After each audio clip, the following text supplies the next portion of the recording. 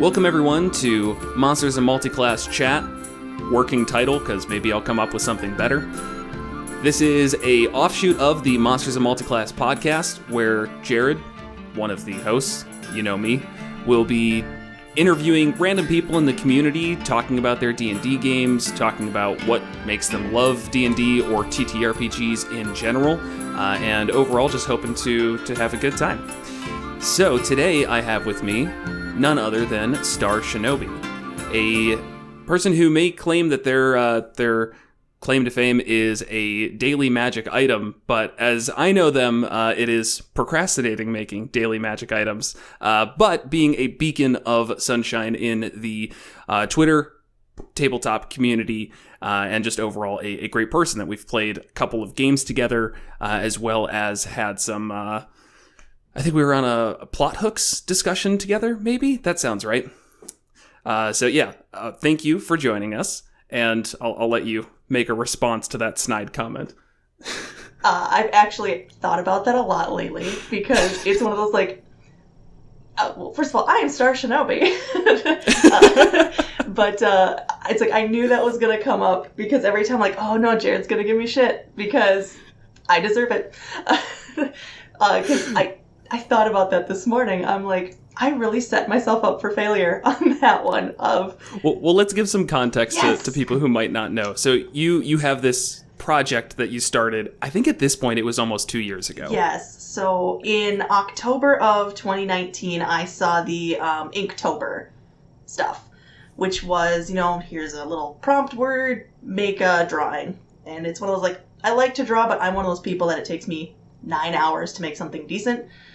So I was like, oh, well, let's do something fun and make magic items from it for D&D, because I'm starting to DM, and it could be fun to throw these things in. They don't have to be great, because I'm not a professional at this. So I started making what I called useful to pseudo-useful magic items for D&D. And so I was just using those prompts, and I did all of Inktober, and I did it every single day. I'm like, great, this is awesome. I want to keep going. So I put out a thing to Twitter, because they are some of the most creative people that I know. And I just asked for one-word prompts that I would start working through and make a daily D&D item. And I was doing pretty good. And then life started getting in the way, and work was hard, and it became not so daily. And I started thinking about putting a hashtag not so in front of my daily D&D magic items. And at this point, I think it's been a month and a half since I've made one, and I actually thought about that. I'm like, I should really get one done, so we don't have so much shit. But it's coming to the point where, rather than just trying to do something quickly, I want to try and make something kind of useful, now that I've kind of gotten into that space of, knowing what's a little bit more helpful and what's not, what's broken, because I know I made a lot of broken stuff. Right. But at the end of the day, I kind of say, use this for your games if you want to use it. Know that they have not been tested. I made it this morning. You're the testers. I'm the tester. You guys I made this testers. 30 minutes ago. And honestly, I've given a couple of them to my group, and I've kind of told them, I don't know how this is going to work. I can change this at any moment, just so you guys know if it's too bad. Or if you guys go, this really sucks, we'll fix it. But, so that's the daily, I say with heavy quotation marks, D&D magic items that you can find on my Instagram, because I put them on there to make it easier to find. But I'm also hoping to put them together in a little book for DM's Guild for anybody who wants it for free. So. Yeah, and I think any of those things that you want to try and do literally every single day, I mean, that's just unsustainable. The fact that you did it for so long was actually pretty impressive.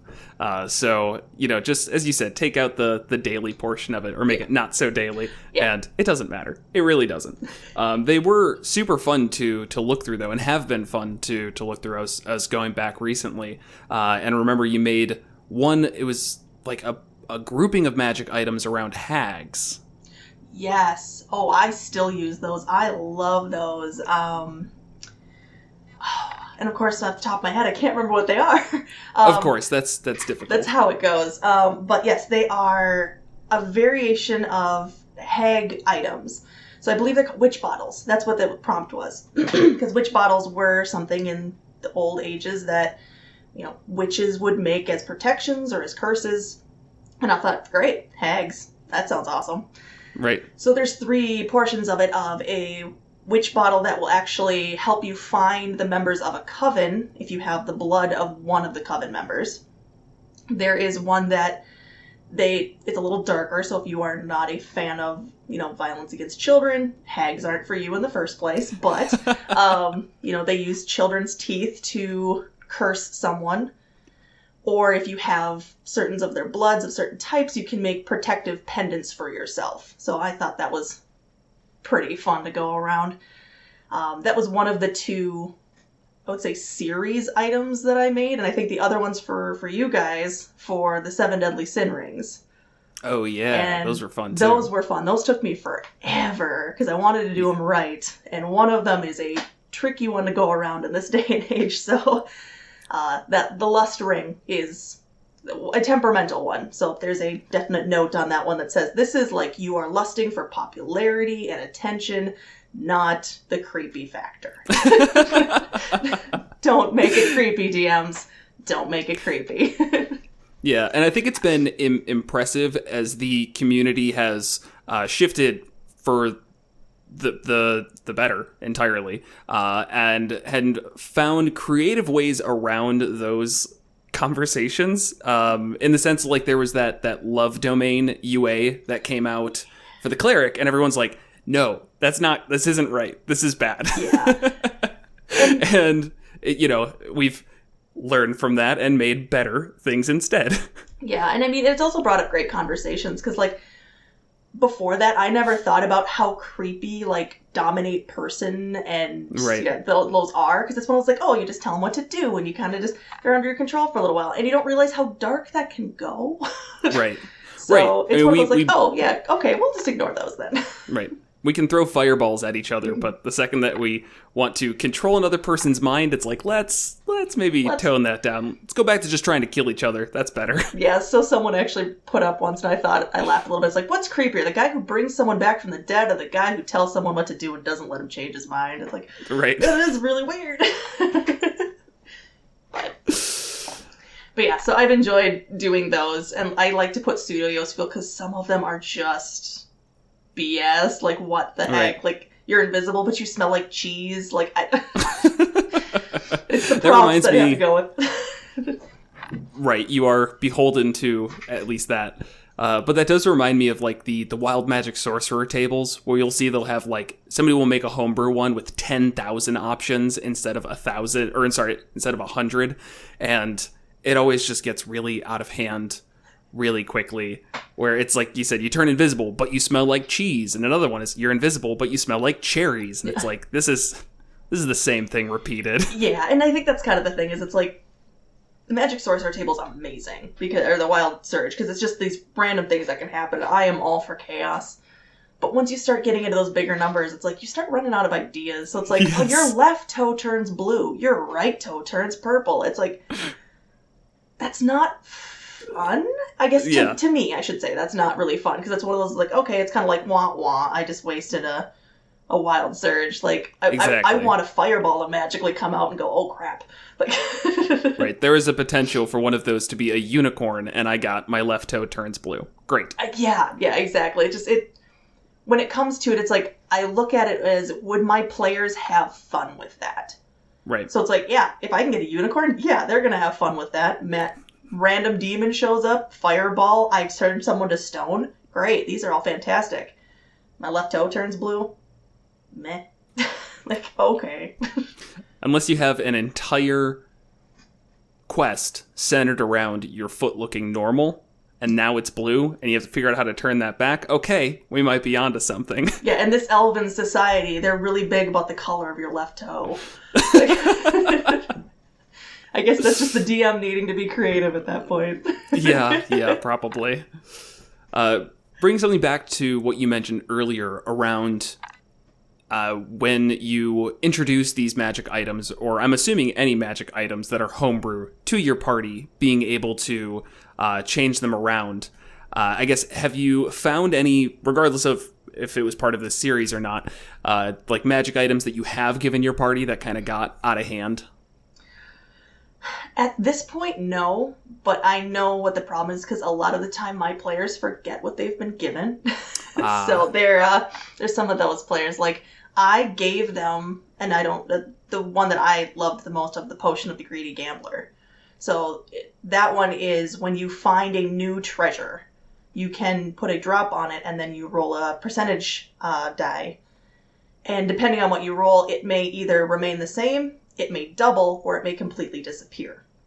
Ooh. Yeah, which doesn't count for magic items. Like, magic items, it doesn't work on, because I thought that's just kind of crappy at the end of it.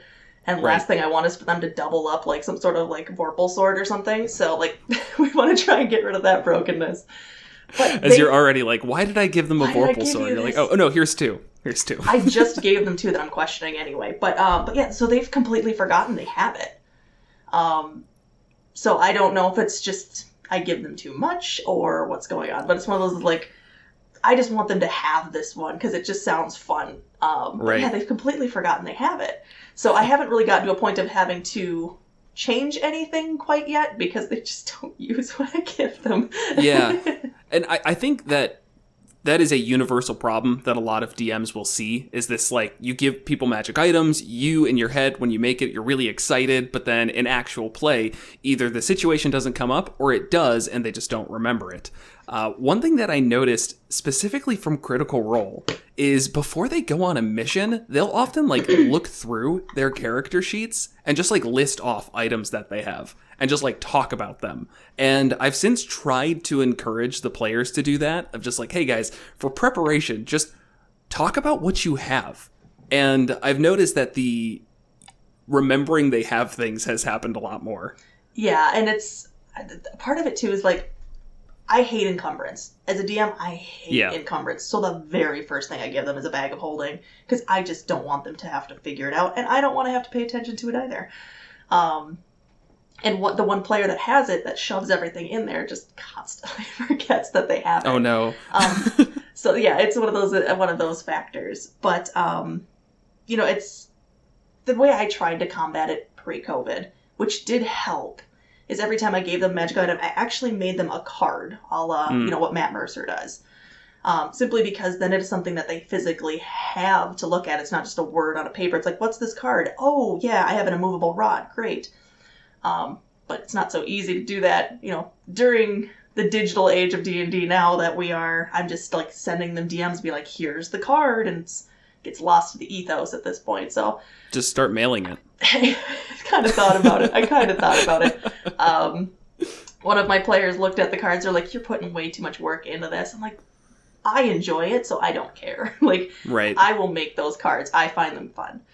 But yeah, that's kind of the big thing where they'll be like, "Oh, if only there was a way for us to do this thing." And I'm like, "Oh, well, what kind of magic items do you have?" And me knowing who has what, I mean, I don't remember all of them, but I try to keep track of who has it. And they're like, "Okay, I have this, this, this, this, and this." I'm like, "Don't you also have this? Do I?"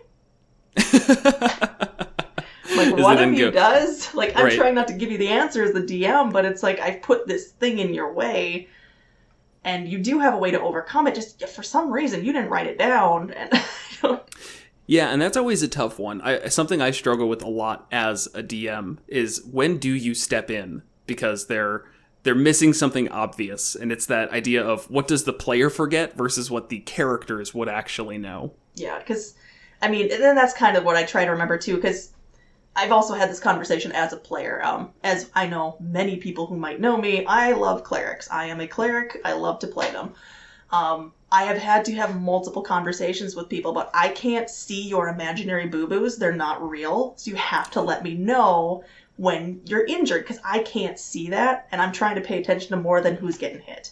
Right. So it's kind of the same idea, I think, for DMs, is it's like, they don't, if they were the player, they'd be like, "Oh yeah, I have this thing. I see it every single day." Whereas it's like, we play once a week, once every week and a half. Maybe they got it at this point 3 months ago, which would have been 5 days in our game, but, you know, I try to keep that. So it's like, I don't want to give them an answer, but at some point it's like, I turn it into, hey, make an intelligence check for me to see if you can remember you have this kind of thing. Yeah. So I try to balance it with that. It's not so great that none of my players played int characters, but what can you do? Lots of wisdom, not a whole lot of intelligence. But that's okay. It makes things fun. Yeah. I blame the intelligence stat on that. It's underappreciated by 5th edition, not by people. Yeah, I have the argument that I think they made dexterity too important, and I think they made strength not important enough. Yeah. I think you'll be hard-pressed to find anyone disagreeing with you there. Oh, yeah, because, I mean, it's one of those, like, I think my biggest qualm as a cleric is I have to have strength, and even as a cleric, I'm like, this is a useless stat. Like, right. Yeah, I need it to swing my mace. Can I just have martial class stuff so I can use my dex instead? Which is why I love the Twilight Cleric. But, yeah, it's just one of those, it's like, okay, so for strength you get 1 stat, but for dex you get, like, 6. Right. And for int, you get like 7, and it's like, it feels like it weighs it too hard, especially when you have classes like cleric. Like, the easiest thing to dump is intelligence. Yeah, without a doubt. Yeah. I guess second would be charisma. Yeah. You be a non-charismatic cleric. You're just an evangelical, like, preacher on television. You're preaching the word, but really nobody wants to listen to you because you're just kind of all over. They're on television. They have to be charismatic. Those are the good ones. Well, good ones. Subjective. The charismatic ones. Yes. So for your games, to switch it entirely, are you running in Faerun, or do you have like a homebrew world, or where are you? What's your setting? So I have completely homebrewed on my first go, which, may be a blessing or a curse at the same time, but I am lucky enough to only have one player who has any idea about anything D&D beyond what we play. So I have completely new players, other than they were part of our last campaign. But I come from a world of fan fiction, so I like creating from things that already exist. So I've take what I like from the things that I've seen. So I take some of this pantheon and some of that pantheon, and right. I like this city, so it's just going to end up here. But so I kind of just created my own kingdom to deal with, which is evolving into a whole world, which we will never get to. But 'tis the curse of the DM. I have created things that no one will ever see. Right. Yeah, so I have created the kingdom of Astrodel for ours. And it was just, I wanted to create it because in this moment then I could create the campaign I wanted without having to work into the rules of a pre-existing world. Right. No, and I totally get that. I think I've said 100 times that I started in Faerun, in the Forgotten Realms, and it was exhausting to run in because I always felt like I had to be looking up what the established lore was and sticking to it. And if I went outside of it, then I would screw something up, and it would have a ripple effect of like, oh, well, this city actually is populated by this and has this history. And because I forgot that, that ruins, this other part of the adventure. Yeah. And I think just what it is when I've created my own homebrew world, I feel like I can break established rules and be okay with it. Yep. So, like, one of them, if my players are listening, just tune out for 2 minutes, but I doubt they are. But if you are, tune out for 2 minutes. So, like, the established rules are chromatic dragons can't turn into people. Oh, okay. I said F that. And so there are dragons in human form that are chromatic dragons in my world. So, that, I mean, it's a small one, but it's something that in other worlds that might not work. Right. Yeah, and I think it's building that comfort level, because I'm sure people play in the Forgotten Realms and they break as many rules as they want, and they don't feel constrained by that. But it can really feel constraining especially when you're running like a published adventure and it says like this is everything you need to follow as the DM, and it's like, but I'm DMing because I want to break everything. Yeah, and I think part of it too is, in my mind, again, I'm working with new players who don't know anything about Faerun. They've never read Dragonlance. They've never, looked at any of the modules ever, which is great. But there's still that mindset of me as a DM of, okay, but if I'm in Faerun, then there's established rules that my players may come to the table with. Right. And me suddenly taking a right turn may completely throw them off. Right. One of my players is kind of a rules lawyer, but not like in the sense of they'll be like, oh no, this is how it's supposed to go and you have to change this. It's just more like, oh, I thought it was this. And then afterwards they'll have a conversation of, this kind of threw me off because I believed this to be true. Right. So that it's kind of a nice way to be like, well, this is a homebrew world. You guys can learn, you can ask questions, and I will lead you down the road to let you know what the true answer is. But know that like anything kind of goes. So I think this player also kind of knows, because they're the only one that kind of knows D&D. There used to be a DM too, which is why I'm breaking so many rules, so that they don't have that established knowledge. But having this homebrew world and me throwing in all this homebrew stuff kind of gives them that signal of, we're not going to follow everything to the T, so just be ready to ask questions. Yeah, exactly. So what would you say I guess, tell me about this kingdom of, what was the name again? Astrodel. Yes. So I will say I'm not a hugely religious person, but I have always loved the idea of pantheons and religions. Yeah. And how those can kind of create chaos. So in this world, the big thing is, I did steal the Great Dawn War name for something, but there used to be two kingdoms. One was a very small kingdom, and one was an empire that was dedicated to the evil gods. And 1,000 years ago, they attacked and tried to take over and killed thousands of people in the name of a dark god. So somehow the smaller kingdom beat the empire. And so from that point forward, they outlawed evil gods completely. So you can worship neutral gods and good gods and you're great. But it's to a fanatical point of, if you are found with a dagger of Bane, you're put to death. So, I mean, it's extreme. Right. So essentially my players, again, if you're listening, tune out again for a minute.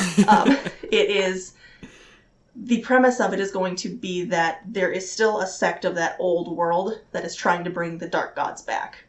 Of pretty course. Standard stuff. Right. But in the form of the Dark Six. So they are trying to bring back the Destroyer and the Keeper and those. And they are locked in this world using shards of Asmodeus' dragon form. So they are trying to find the 6 shards to create the ritual to release their avatars back into the world, which will destroy it, essentially. So right. They are now starting to learn this is what they're doing. Okay. But I was going to say, this is what you are setting your players on? Yes. So at this point, they have a shard, and they have no idea what it is. Ooh. And they have essentially found where a second one is, but again, they don't know what it is. And the big kicker is, I created this campaign before my players told me what they were doing. And one of my players went, you know what? I kind of want to follow the Shadow, which is one of the Dark Six. And I was like, oh boy, this is going to be great. So do you release your god? Or are you going to save the world? Or are you going to try and find a middle ground? Which is great. And this is where I will always tell people that evil characters are fine, because he plays an evil character. Evil in the sense of, like, we've changed alignment, because I know I've talked about this with people before. I've changed alignment to not good versus evil, but selfless versus selfish. Because it just makes it easier. For some reason, people think evil means they're going to destroy the world and blah, blah, blah, blah, blah. And it's like, no, it's just they're more in it for themselves, and they'll do what they need to do to get what they want done. Right. So he works great in the group, because they are helping him get to where he wants to go. But yeah, so I'm kind of excited to see what happens when they figure that out. No, that's awesome. Say, on that point of, I guess, having evil characters, 100% agree there, in that I don't think I've had a campaign that didn't have somebody who was evil from that perspective of they're in it for themselves. And I find the only alignment, though I've mentioned recently, I don't really have alignment anymore. It's just kind of been forgotten. The only alignment that seems to not work in a group setting is that chaotic evil, where it's like, oh, I'm just going to do something crazy just because it gets me 10 gold. It's like, all right, you're out of hand here. You need to rein it in. Yeah, my opinion has always been, you can do whatever alignment you want to do, but you need to figure out why your character is working with a group and why they will continue to do so. Yep. 100%. Because if you are just simply in a game to create chaos and sow distrust and just, honestly, if you're just trying to be the center of attention, get out of your game and figure out what you want out of life. Because this is the biggest issue I've seen with most people complaining about D&D, is that they have one person, whether that's a character or a DM, who is on an ego trip that wants to make it about them. And as a DM for characters, you need to give them moments. This is about you, and this is about you, because it kind of pulls them into the story. But one person can't constantly be the face, or can't constantly be in the center of attention. And if you have players that are breaking into other people's moments, you need to have a talk with them. Yeah. Have you ever had to deal with that? Kind of. I have one player that gets a little impatient if they have to be quiet for too long. So it's just been more of, rather than having the full out conversation of, you need to calm down, or, right. Just having that at this point, it's just kind of like, okay, that's great, but what were you saying? And turning back to that person. So just giving them that, hey, I see you're there, but I'm going to turn back to the person who was there first, and I'll get back to you when it's your turn, kind of thing. Yeah, that makes sense. And it's melded down.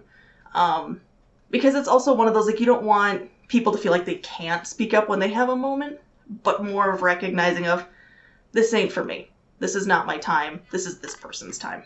Right. Because I think one of them was, like, this person had just found out about their grandfather, and it was, like, a big deal. And this person then snapped in and said, hey, did you know anything about my mother? Blah, blah, blah, blah, blah. And it's like, now's not your time. Yeah. Now's not your time. So it was more of the, and I just kind of shut it down with, no, I don't know anything about your mother, but your grandfather.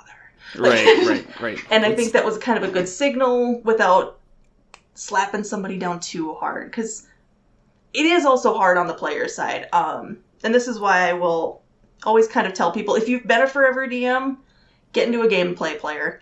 If you're always been a player, DM. At least once. Because we think we understand what's happening on the other side, and you don't. If you've never done it, you don't. Yeah, because I've been DMing myself for, I think, 4 or 5 years now, like almost consistently just DMing. And recently I've been invited back to be a player, and I forgot how slow it can be sometimes. As a DM, you're constantly on, you're talking, you have to pay attention to literally everything. But as a player, there's all of this downtime, and it can get, honestly, for me, kind of boring, where I'm like, I don't have anything to contribute right now. Yeah, and I have actually found that, and I think, we've played together, so I'm sure this kind of showed up when we were playing, is I am a tentative role player when I am a player.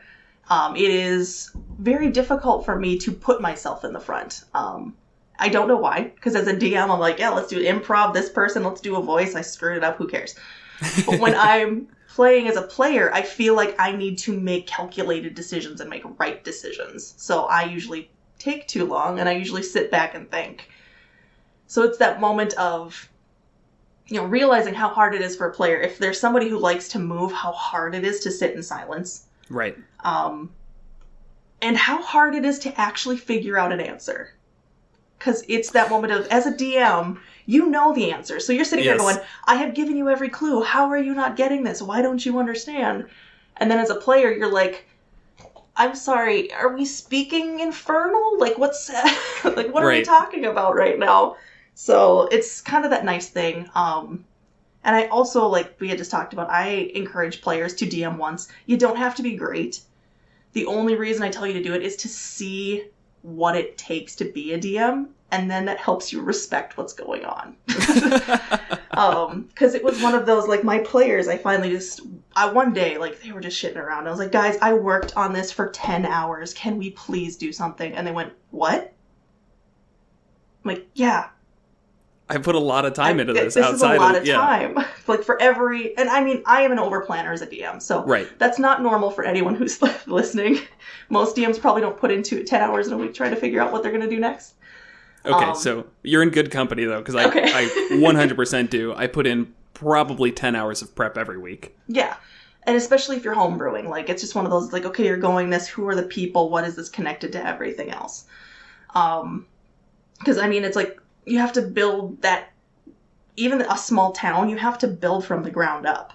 Yep. So it's not like, oh, okay, this is Johnsville and there's 6 people here, and it's like, okay, no, it's like there's the merchant and this is what's going on, and here's your hook, and here's 6 ways you can find it, and here's where you need to go. And like, I'm lucky that with my players, we play like 3-hour games, maybe if we're having a good night. Between kids and early morning workers, we were usually going from like 8 to 10:30. So right. I try to get people to focus in when we go. But so I'm lucky in the fact that we usually don't get a ton done. But in those moments where they decide that they're just going to skip half of my game, because that's the thing too, is it's like, they already did this, and one of my players knows because he's my husband, and I was like, this is what you guys missed. I just have to let you know. And he felt bad. I'm like, don't feel bad. You guys made a good decision. It was right. They were supposed to go into the Underdark and have this big adventure and figure this out. And they're like, you know what? We're just going to use Shapestone and close that crack right up, and it's good. And I was like, 1, didn't think you were going to do that. 2, brilliant way to finish this and fix the problem. Touche. 3, oh damn. Right. I've had that happen so many times where you create something, you're so like, just, you know, your mind's racing as the DM of all of the different ways it's going to go, and the one way it goes is just entirely shutting it down. And you know, sometimes I have actually told players, like, just totally broken it, and it's been like, guys, look, what I have prepared is super fun. Please go do it. You've thought of a perfectly valid reason around it, and I respect that, but like, holy crap, come on, please. And I've had to only pull that out once or twice, but most of the time it's like, you just accept it, move on, and if you're lucky, save it for another time, where, okay, I've got all these great ideas for the Underdark. I guess that'll come around in, 6 months when I can say, or think of a reason why the stone shape, the crack, didn't work. Yeah, and I mean, it also creates a fun moment for you as a DM, too, though, because you have that moment of, okay, well, this is what was going to happen. So how does this change now that you didn't go fix this? Right. What are the ripples? Yeah, exactly. So it's one of those of like, there was something down there that they could have defeated, and now it has time to fester. So there's going to be consequences. They're not going to be extreme, because I don't want to be like, you made a bad choice earlier, because no, they made a really good choice. Right. But, how I like to plan is I try not to plan on what they're going to do. I plan on what the antagonist is doing. Right. Which I think a lot of people have discussed that before. But it's like that moment of, okay, well, I know what this person's doing. So if they get that done, this is what's going to happen. If you guys don't do it, that's fine. But here's how this is going to go. So that's what I'm trying to figure out now. I was like, okay, so this antagonist lived. How does that progress? And I think I've already figured that out. So that's going to be interesting. But it also makes it so that you can have characters come back, because there was something that they were going to meet down there that they knew before, and now they're stuck down there. Like, they've met this person, that person went down first, and now he's stuck down there. So it's, so it's like, they didn't know that. That's fine. But, it's just, you don't want to punish their good choices. As frustrating as it can be as a DM. I think the one that I saw the once is Matt Mercer going, son of a bitch, I'm so proud of you. Right. And my players actually all used to know when they did stuff like that, because they found it entertaining and found it fun, so that's why I would do it. If they circumnavigated something, I would take the pages that I had prepared with notes and would just throw them.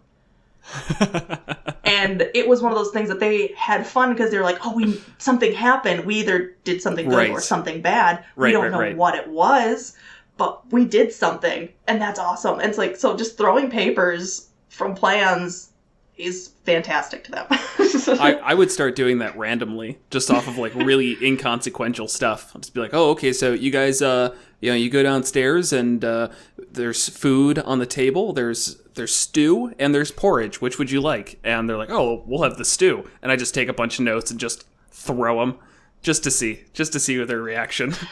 I think I've had this conversation on another podcast, but I'm also that DM that just randomly rolls when they say things. And the reason I do that, people are like, that's mean, but the reason I do that is because my players also started to realize when they were doing things they were or weren't supposed to do based on when I rolled. Okay.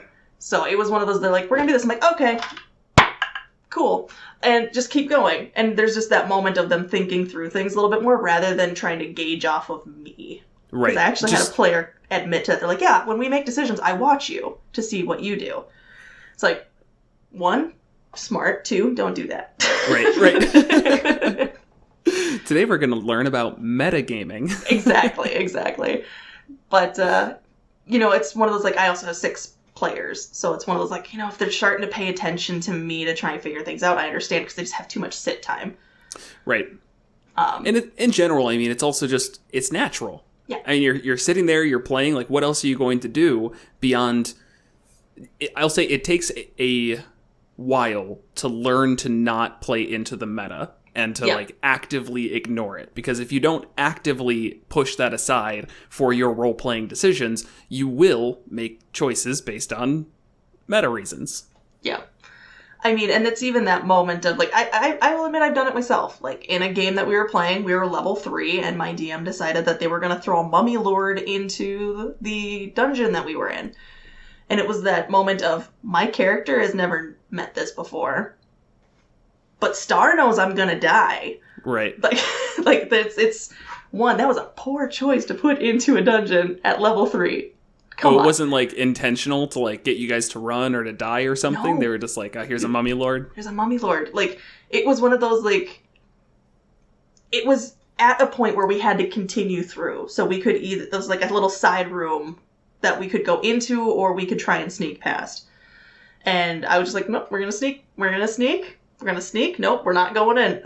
And because he told us, like, there's a sarcophagus with a wrapped body. I'm like, that's a mummy.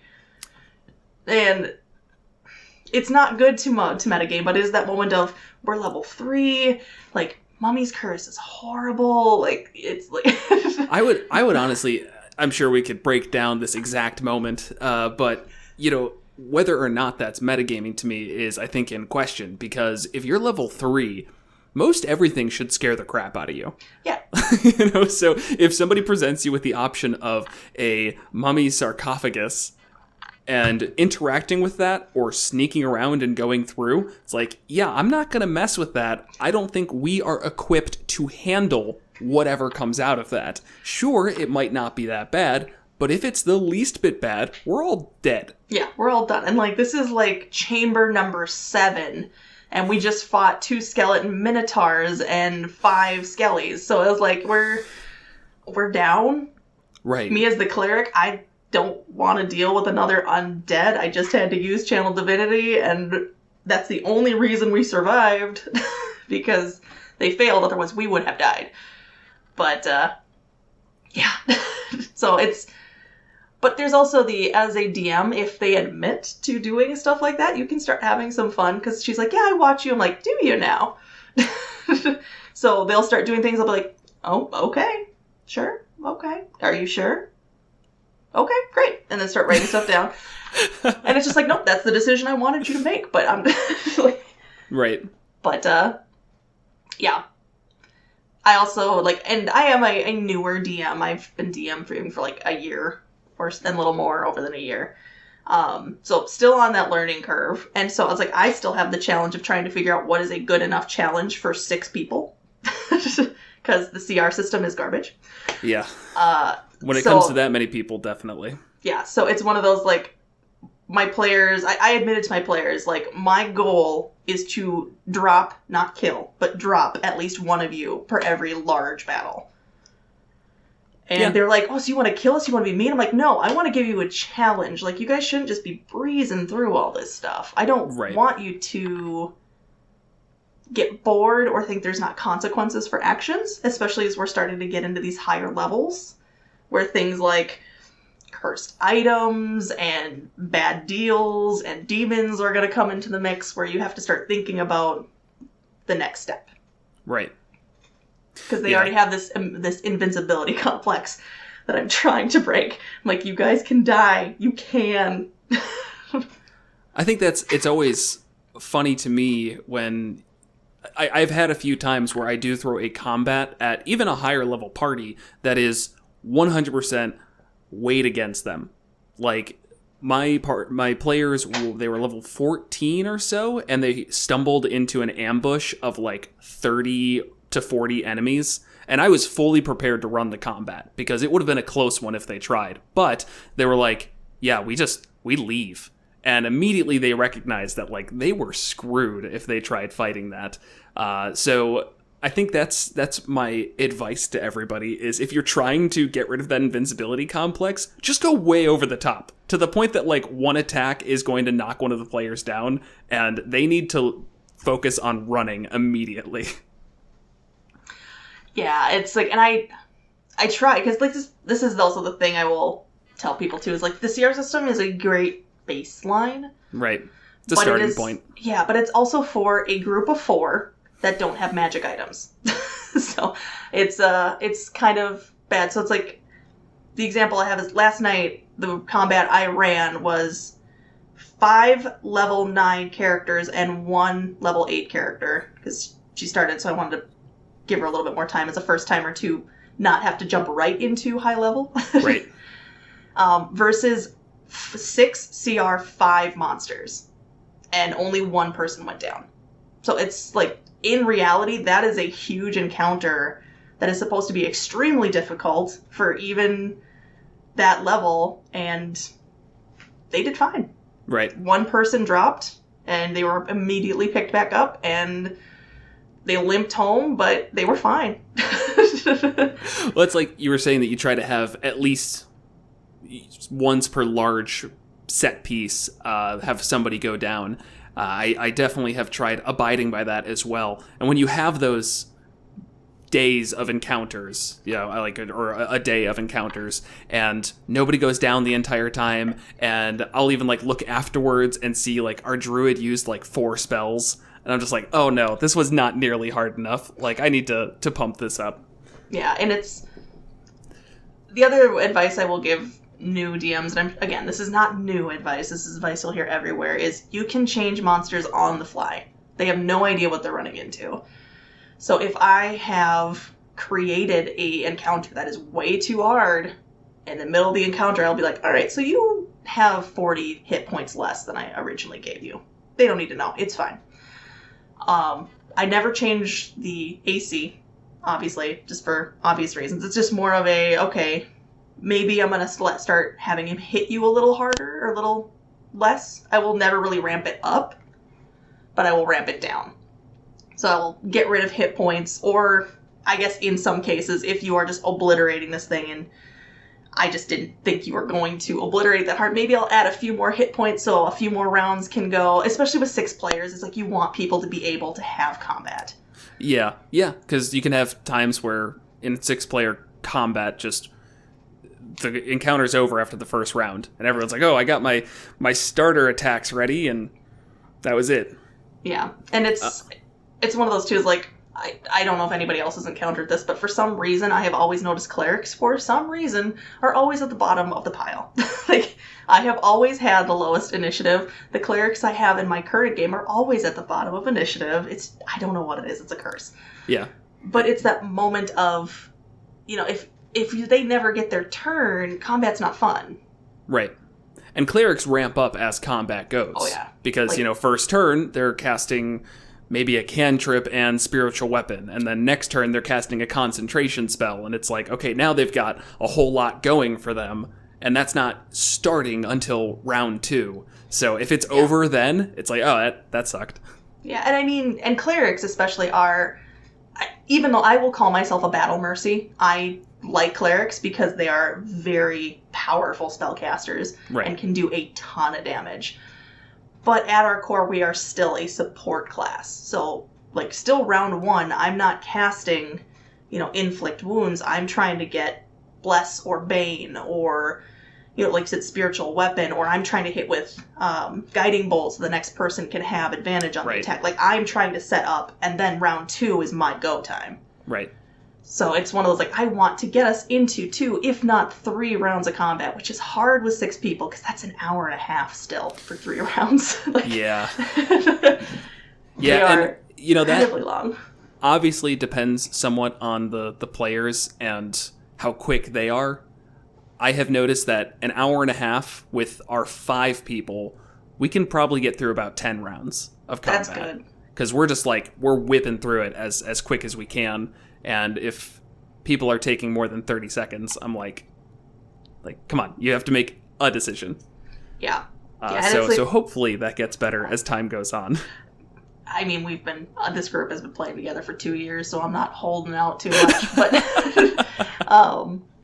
it is one of those, like, I will always caveat that with, people I play with are friends of mine that are not into D&D. They love to play, but this isn't what they eat, breathe, and, think about all day. So it's one of those, like, maybe they look at their character sheet a half an hour before they play, if it's a good day. Right. Half the time it's like we're getting together and like, oh, wait, I gotta go get my dice yet. It's like, okay, cool. But we have fun at the end of it, and I think it's more of my players like role play a lot more than combat. Like, they like combat because they can use their stuff, but they are more likely to try and role play out of a combat than go into a combat.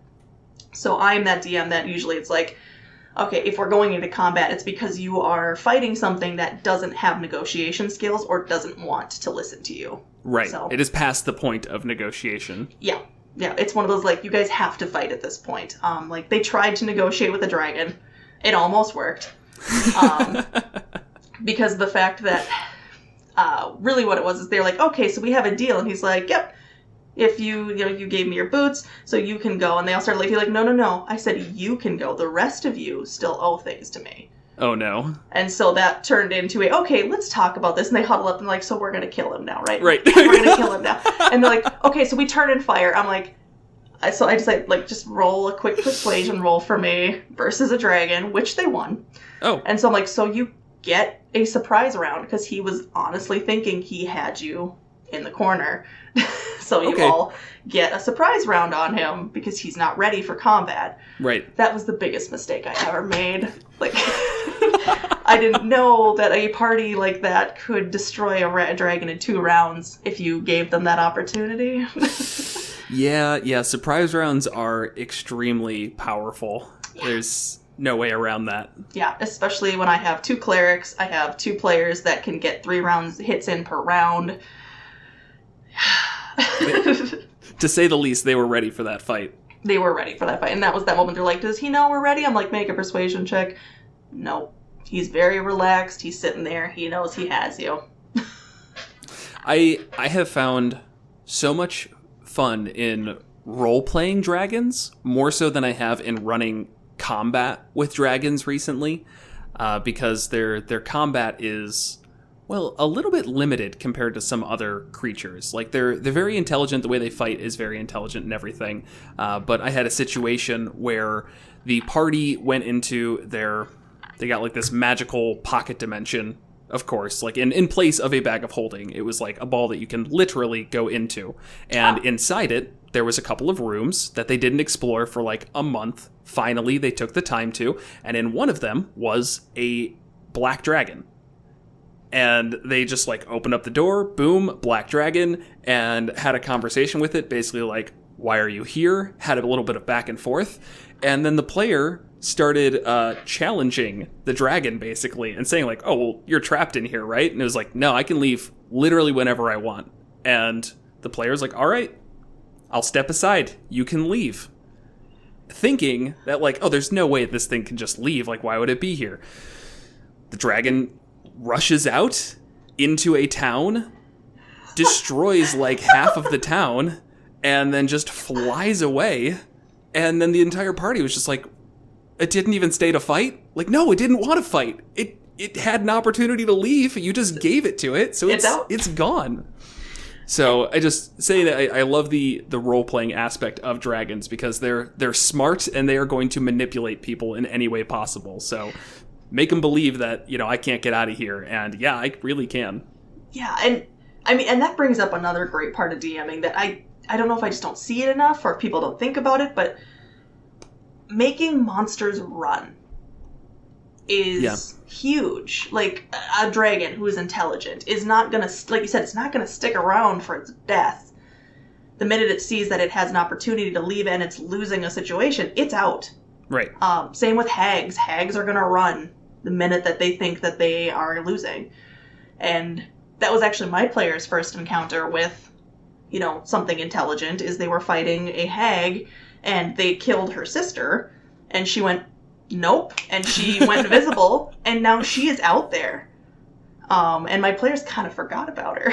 Yes, that's great. And actually a few sessions ago, one of the players, I'm like, make a wisdom saving throw for me. Like, okay, I fail. And they're like this, I'm like, okay. Didn't question anything about it. Right. They're just like, okay. And it's like, cool. And so they went to bed that night, and they wake up to someone standing over them with a knife, which the only reason they woke up was because their patron went into their dreams and said, wake up, you gotta wake up right now. Oh my god, that's terrifying. Yeah, and so they woke up in the middle of the night to this person over them with a dagger, and they said, who are you? Disappears again, because I'm out. Right. And they woke up and went downstairs to the tavern the next morning, and there was a note that said, there will be revenge for my sister. And they were like, what? Yeah. What is this? What? Who? Who is Zilri? I'm like, think back. And they're like, and all of a sudden, and this is the greatest part as a DM, if you haven't experienced this, I'm sure you have, because I'm sure your players are smart people, that moment when they figure something out is the greatest feeling ever. Right. When they're like, oh, the twin sister from the town that turned into a hag. I'm like, yup. Yep. And then the player, though, was just mad, like, wait, so now I have a hag after me? I'm like, yep. Yep. So, I had, on the hag fight aspect, 100% with you that their like sole goal is survival. I had a hag fight where I think it got down to like half HP, and I was like, okay, next turn it is putting all energy into getting out of here. I have an escape route. Like, I literally in the layer drew a route for it to like run away from, and I think it got to its turn, it turned invisible, it dashed away, but they like counterspelled her trying to leave, like a misty step, and then just converged on her and did like 100 damage in a round. And it was one of those times where it's like, yes, I love the idea of this hag getting away, but I have to reward them for just smart thinking in the middle of combat and just destroyed her. That said, hags are a part of a coven, so recently I have had a couple of hints dropped through of the rest of the coven keeping tabs and trying to get revenge, which has involved an Orthon attacking them, which is like the demon hunter, or it's a devil that is a hunter. And yeah, just has been like, it chased them down, attacked them in the middle of the night after a fight, shot a concussive blast at them, knocking two of them out like while they were sleeping. And I just went like full on mean DM mode. And for the longest time, for the length of that session, they had no idea why this thing was attacking them until they found like a hint on its body that revealed like, yes, this is because of the hags. And they were like, oh crap, that's right. We killed a hag. That has repercussions. Yeah. And it's one of those of like the other things that they can do, which I learned about this recently, and I'm just like, yep, this is happening now. Hags have, and I can't, maybe you know the name of it, I cannot think of the name of it. Hags have the ability to like corrupt a druid and turn them into some sort of like, I can't think of the name of them off the top of my head. There's some sort of like warrior that is under the control of a hag. And I'm doing this. It's one of those, like, she's out there. She's out for revenge. But this is where I also tag one of my items again. It's like, that's where the witch bottles I was hoping they would remember, because that was a big part of that entire little adventure. They had the other sisters, blood. They could have created a tracker. Right. To find the other sister. And they just didn't. So it's one of those, like, you had an opportunity. Honest mistake of not remembering it. Right. That's just honest. But it's one of those of like, the answer was there for this. I mean, you can still find her. She's coming back. Like, You can try and find her, but believe me, she'll find you. She'll find you. But so now my players, on top of trying to do these things that they're doing, one of them is constantly remembering that there is a hag that is after them. And they're the only one that remembers, mostly because, tried to attack them in the middle of the night. Right. But the rest of them are like, yeah, we got things to do. Just like, but remember, we also have a hag tracking us right now, and we don't know how. I love that. And I think that's something that I encourage DMs to think about is, as you are playing, your characters are going to make enemies, and those enemies aren't going to forget whatever transgressions came through. So that being able to run, having creatures run because they want to preserve their life, just sets up for some awesome moments like that. Mm-hmm. I think my party currently has 3 or 4 separate parties after them. I think mine right now have 2. But one of them is a huge plot point, so they have to have that one going after them. Right. But on the point of also like having encounters of other people, I know we had talked about alignment and getting rid of the alignment system. I've pretty much done that because all players believe they're playing a good character. Right. Everyone's the hero of their own story. Everyone's the hero of their own story. So I've actually started tracking reputation rather than that. So it's things of every time they encounter someone, I make sure I write it down and have the person, and do they have a minus or a plus? And so they're starting to realize that there's stories going around about them.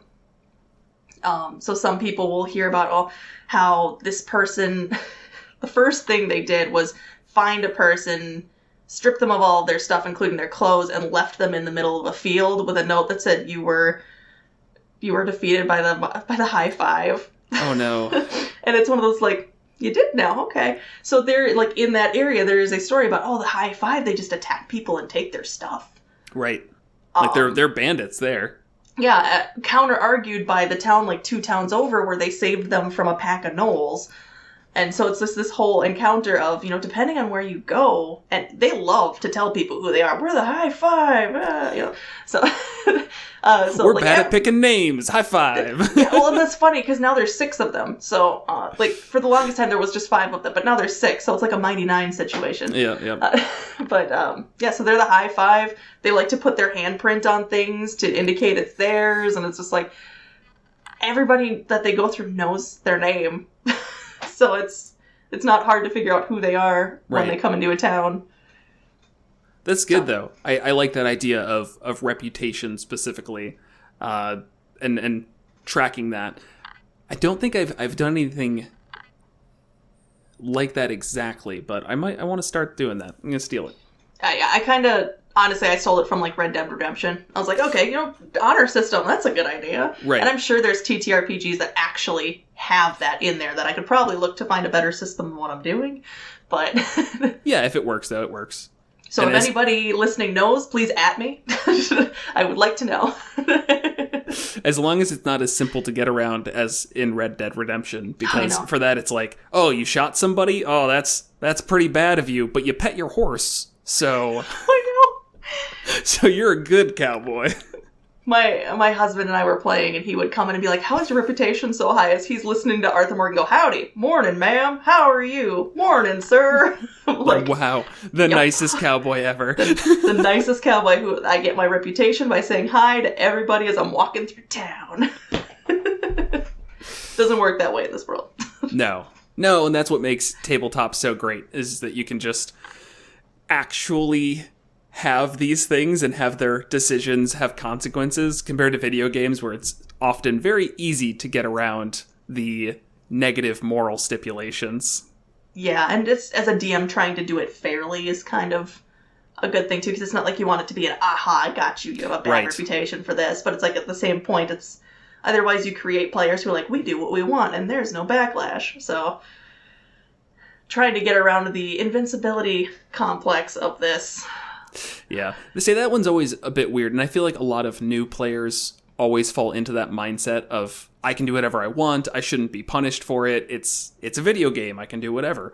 Was that something you said you had a lot of non-D&D people? I assume they play video games, as most people do. No, nothing at all. Nothing. I have a group of friends that are not nerds.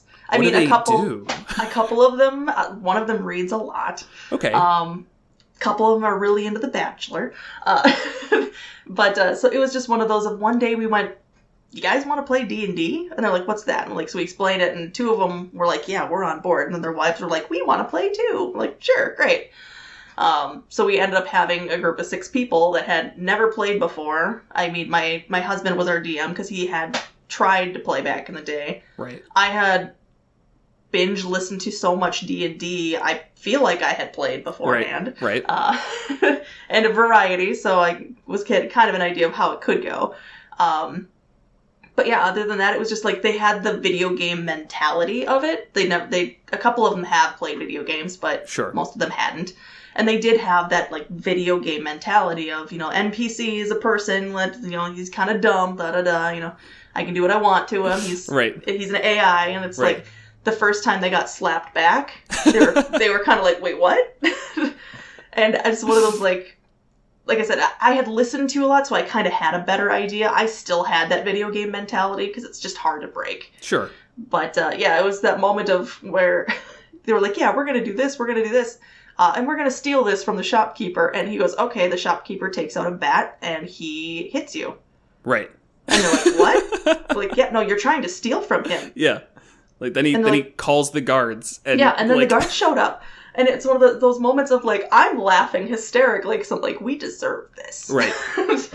But it was just, I think it was that first moment of, oh, okay, so this is more like real life. And you have to make choices. Right. They didn't run into enough of them because, again, 2 years later, we're still kind of on that complex. And I think it's just because every time they've had something in their arsenal that made it better. So, like, a good example is, like, recently I have a player who's playing a grave cleric who is a drunkard. And when he gets drunk, he likes to chill, and he also has a Ring of Featherfall. Don't give drunkards Ring of Featherfall. Because what he likes to do is get drunk and challenge people to jump off the roof of the bar. Oh, no. And so it was one of those, it's like, one day he's like, oh, I bet I can do it. And most people, he does it first and he hits the ground and they're like, you know what? No, this is a dumb idea. I'm not going to do it. I rolled one and he nat one and I'm like, yep, he jumps. And he dies. Because it's a 10-foot roof and he's a commoner. Right. Right. A bad fall is enough. Yeah. A bad fall is enough, and he's drunk on top of it, so great. He doesn't land right, he's dead. And they're like, what? And I'm like, yeah, and, now there's a crowd starting to grow, and the guard is starting to come over. And our bard is probably the most religious person in the group, like, character-wise, which makes me laugh extremely. So he's like, oh, by the light of Palor, we will save this man! While the cleric is in the background like, okay, cure wounds, cure wounds, cure wounds, cure wounds. Oh my gosh. He got back up.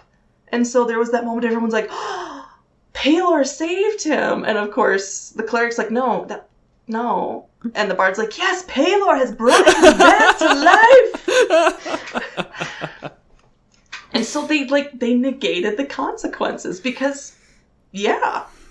Boy, good for them there. I know. That sounds like the start of many of bad nights I've had in real life, where everyone's having fun and then shit gets way too real and it's like, luckily nobody's died, but... Yeah. And he is still jumping off of roofs to win bets. But I like that because it's enough at least to remind them that, hey, this has the potential to go poorly. Now, to some extent, I'm sure that's reinforced their desire to jump off roofs. Yeah. Because they're like, oh, we've got a backup plan, so this will be great. Yeah. And of course, his reaction now is, I can resurrect people. It's fine. Right. I'm like, are you going to use a 300 gold diamond on a person you don't know? If it means not going to jail, maybe. That's a good point.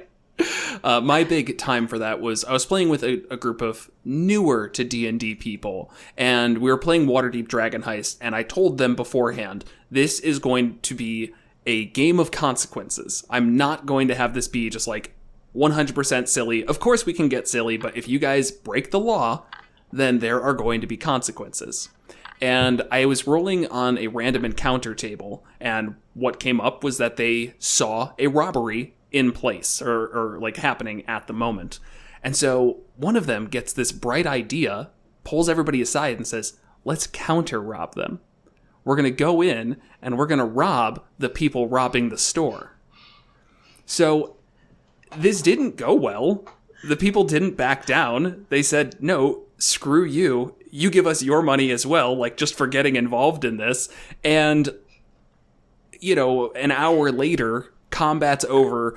3 people are dead. A shop has been set on fire. And the party is arrested by the guards. And I had to end the session there and talk to them afterwards and be like, guys, that was really stupid. What do you want? You started throwing around fire spells in a dress shop. How is that a good idea? Oh, no. You started killing people because they were robbing somewhere. All that you're supposed to do in a real world scenario is call the guards and just say, hey, there's a robbery in place, and just move on with your day. You don't need to be vigilantes. And they were like, oh, interesting. And I ended up, letting them not just end the campaign right there. Had right. a fine placed and everything, and gave them an in-game lecture. But it was still a really weird place to be as a DM, because I was like, I need to take away your guys' fun a little bit because you went too far. Yeah, and I think for me, my kind of mantra for DMing is always do what's best for fun, but also let them sit with their consequences. Right. If something bad happens, it shouldn't be because of me. Right. Unless it's a huge story point. Unless it's something that the cataclysm has to happen because that's the push forward to, the end game. That's right. just the reality of the situation. But, if a character dies, if they get put to prison, if, somebody's parent gets taken or something, it should be a consequence of their choices rather than something that I put into place. 100%. Yeah, and I think that keeping those consequences there, it doesn't ruin the fun. In my opinion, it almost heightens it in that when they do get away with things, or when they cleverly come up with a solution to these problems, it feels like there's actually a reward for it, compared to just knowing in the back of your head, oh, the DM will take care of it. Things aren't going to get too out of hand because the DM will swoop in and everything will be fine, and we'll be able to just keep moving as if nothing happened. It puts, stakes to everything. Yeah. I mean, there is a point where I wouldn't say that there comes a point where the DM may have to be the one that steps in, and that's if the if the group is completely out of control. You may have to step in and do that slap down. That right. just might need to happen. Right. But in general, it's one of those of, let them sit with what they've done. Even in the situation with the whole jumping off of the roof thing, I mean, it was one of those, it scared one of them because the guards were coming, and I'm right. You've just murdered someone. Right. Right. And they're like, no, I haven't. He jumped off the roof. I'm like, you challenged someone. Challenged someone knowing that you were going to be fine because you have a magic item that makes it so you can't fall, and then challenge someone to do it with you that doesn't. Yeah. They know what magic is in this world. Right. But, you guys, they did their thing. They circumnavigated. It was fine. But now the bard likes to go, yeah, I saved his life. I brought him back to life. The world knows it. He's like, son of a bitch. So there is still an aspect of fun that came from it, but there was still kind of reality check of, you guys aren't the Dragonborn of Skyrim. Right. You are going, there's consequences. You can go to jail. You can be executed in this world. Because there was a few of them that, and this is why, I have one player that takes it more seriously than others, which is totally fine. Whatever you want to do. I'm not going to bash you either way. But, one of them's like, oh, okay, I have this dagger of Bane. I'm going to take it with me. And he goes, if you get caught with that, you will die. You have to remember that in this world, that's enough for an execution here. Right. And they're like, I'll just carry it with. He's like, I'm going to take that from you. And he took it and he threw it away. And he's like, you're not having that. Right. And that's the evil character telling the good character that they can't have a dagger of Bane in this world. Because Which I found really funny. Right. They're the ones who have been living with that for, so many years. And they're like, no, I know how secretive I have to be. Yeah. He's like, I have a holy symbol of the shadow hidden on my person. I know this, how bad this is. Right. That you will never find. I guarantee it. I mean, we have had discussions about where it's hidden and what it is. Like, for this character, he is acting. He used to be a follower of the Raven Queen. So he has a Raven Queen holy symbol, which is hiding his symbol of the shadow, which he's like, how does the Raven Queen feel about this? I'm like, you don't know. You don't know. Good question. Maybe you'll find out. Yeah, say one day we'll find out. Maybe you'll find out. All right, we are getting close to the end of our time here. So to start off, I like to turn it back around and just ask if there's anything that you want to talk about, which is really broad. And if you don't, that's okay.